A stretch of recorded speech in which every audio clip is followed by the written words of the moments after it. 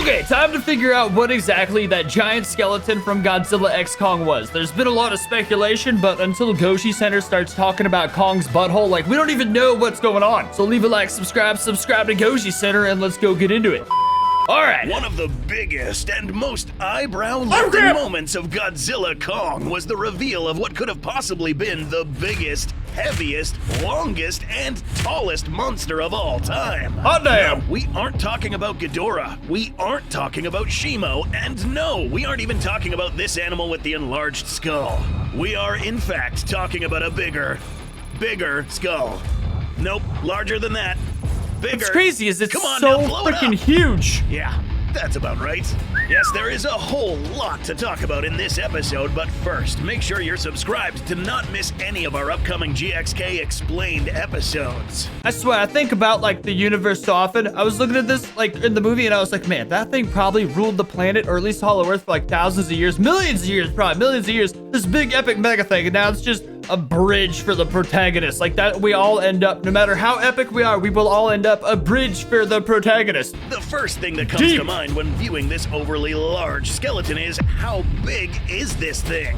First revealed How big in one was of the its balls? GXK trailers, most people were waiting to see the film to see if there was in fact some explanation that shed some light on this mysterious corpse. This skeleton in this film would serve as a bridge connecting two landmasses that were divided by a river of lava that carved out a canyon over a very long time. Unfortunately, we didn't get much information about this thing in the film, but we do get a very small bit of info in the novel. Before we reveal this, let's first take this skeleton and try to figure out a very rough estimate of the size of this skeleton. We'll start with the skull. The book says that the head alone of this thing was much larger than Kong, and the film does show this really well. But we want more detail. We do. To show how large this skeleton really is, we took the liberty to make a rough estimate using Kong's body as a reference and laying his silhouette flat against the surface area of this skull. The result being that Kong's entire body height can be laid around 5 times along the length of this skull. Look at those making monkeys. This at least a whopping 1,685 feet in length. Good God. And that's just the head. That's right, folks. This astronomically large skeleton has a skull that is bigger than every single kaiju we have ever seen in the Monsterverse. By the way, we gotta start scolding YouTubers who say blatantly wrong crap for no reason. I saw so many people making up lore stories about this kaiju that held no evidence in reality. Nothing in the Monsterverse. They were just making up blatant crap because they figured out you could just say things like half the people will believe you no matter what. There's a lot of money in just lying. I think we just, as a community, have to start scolding people who say wrong things. I say a lot of wrong things too. Scold me also. Let's be honest here. For reference, here's Godzilla next to the skull. Coming up is Titanus Kong. Still not impressed? Little How about monkey. Monster Zero. And we can add a speculative size of Shimo while we're at it. For shits and giggles, we can add Teenager Kong from 1973. Note Schnitz how and the giggle. fangs of this kaiju greatly surpass the size of this ape, rivaling that of adult Kong also. But there's a lot more to cover about this animal. Miles more. That wasn't a joke. So yes, we settled that the skull alone was longer and bigger than any Monsterverse kaiju, but what about the length?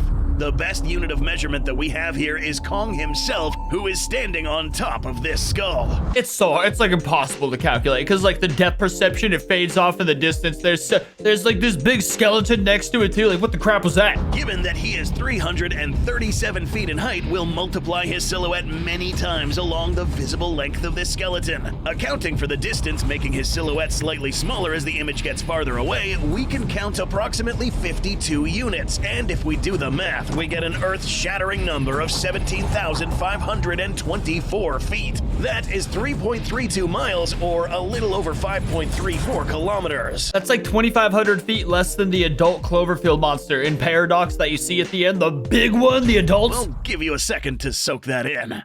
But some of us are visual learners, so we've got you covered. The tallest building in the world right now at the time of the release of this episode is the Burj Khalifa, 2,717 feet in height. Mia Khalifa? That means this skeleton is 6.5 times longer than the tallest building on Earth.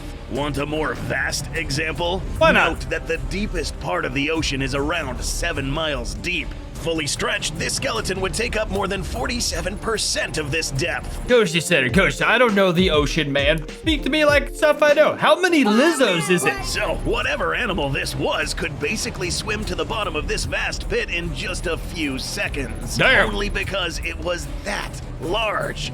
Oh, and this size only accounts for what is visible in this image. There's a small chance that the tip of this tail could have extended even further. That's what I'm saying. To continue understanding the size of this creature, we'll move on to the very first image that was released of this skeleton, the rib cage. Note how both Kong and Zuko looked extremely small when walking along the spine of this skeleton. But how tall are those things? Again, thanks to the presence of Kong in this footage, we can use him as the unit of measurement and multiply his silhouette approximately 4 times along the length of the longest rib here, approximately 1,348 feet in height. Damn. To explain how large this thing is, imagine standing near the Empire State Building in New York City. A rib this tall would stand at around this height, surpassing the overall height of the building itself, only barely surpassed by the tip.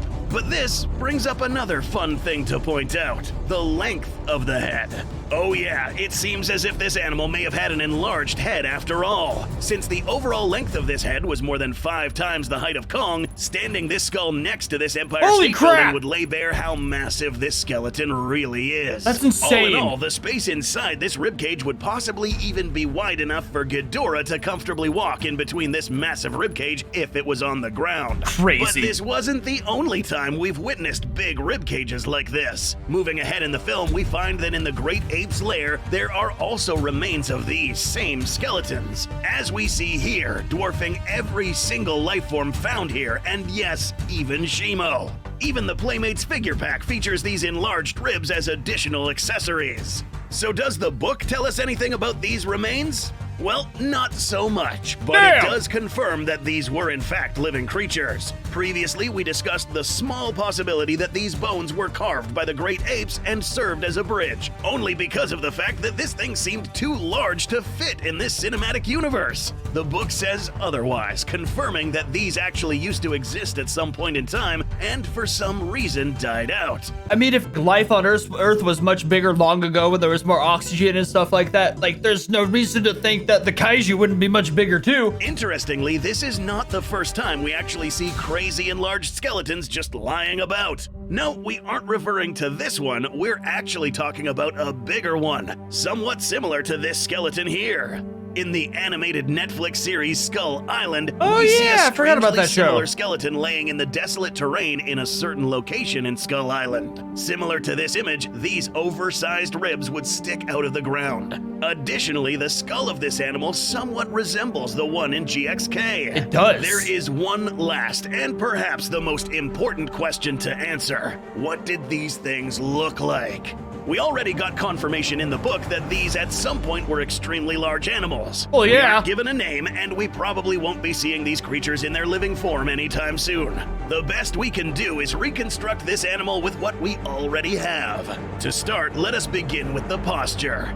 Given its large head and the fact that its shoulder blades are very close to the head and hips far down along the length of its body, we can assume the animal had a rather low posture, similar to a lizard. More evidence to support this is the presence of a very long tail, almost the same size and possibly longer than its actual body. But something seems lacking.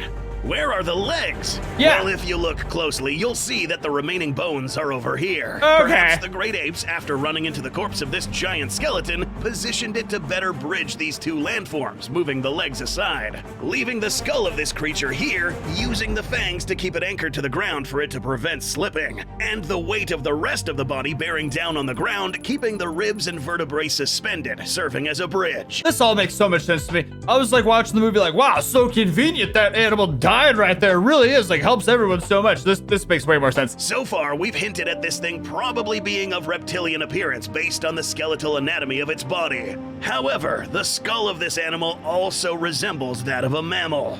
Given that some titans do seem to resemble hybrids of animals of completely different classes, it's not too far-fetched to think that this one in particular may have shared attributes of both mammal and reptile. Here on Goji Center, we took the liberty to try to recreate one of many possible ways this animal could have looked like based on what was previously discussed. The first thing you're going to notice Whoa! is the fact that this creature may have had some luminescent elements. Why? The caloric intake of these colossal titans would have been so much to the point that it would be unsustainable. In no time, the entire Hollow Earth ecosystem would have been drained of vegetation or other prey to keep these things alive. So the other, more plausible way to keep these things alive would be by absorbing radiation. Unless the food was just much bigger back then too. Ooh. Similar to many titans like Godzilla, Ghidorah, Scylla, etc. Radiation plays a vital role in the sustenance of these creatures. Therefore, it's only reasonable for these creatures to feed on radiation, since there's plenty of that down here and not enough food on the planet to keep these things alive for a long enough time. This may also be an explanation of why these creatures die. Crocodiles, who, by the way, have a somewhat similar skeletal anatomy to this one, age very slowly and most of the time die of disease, predation, habitat loss, but almost never from aging. That's because they go through a phenomenon known as negligible senescence, which is when an organism does not exhibit any evidence of biological aging, which is why you see animals like tortoises and big crocodiles live for a very, very long time.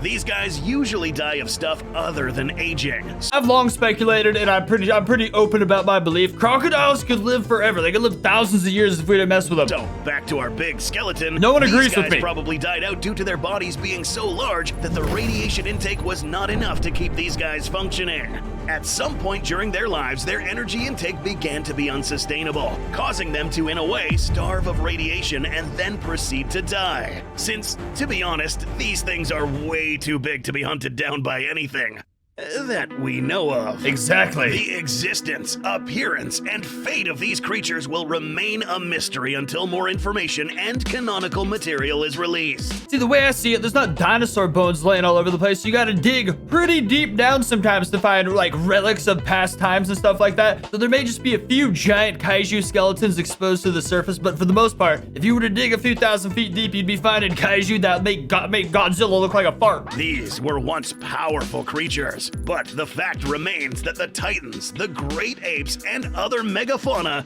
ended up being the ones who prevailed in the Hollow Earth. It's not about who's the biggest and who's the baddest. It's about who adapts the best. Dude, every day these outros get more and more retro. Beautiful, purpley, and lasery and retro, and I freaking love it. Also, that's a beautiful shirt right there. This was awesome. It explained a lot. I feel like I learned a whole lot of knowledge. They didn't talk about the thing's butthole. Wasn't very Goji center of them, but the rest of it was pretty good. I hope that thing gets shown more in the future. I hope just there's something. I hope humans go down there and start digging under Hollow Earth and stuff now that we're more accessible down there. We start doing like excavations and finding crazy stuff. Would be sweet. But yeah, leave a like, subscribe for more Godzilla stuff, subscribe to Goji Center, and I'll see you next time.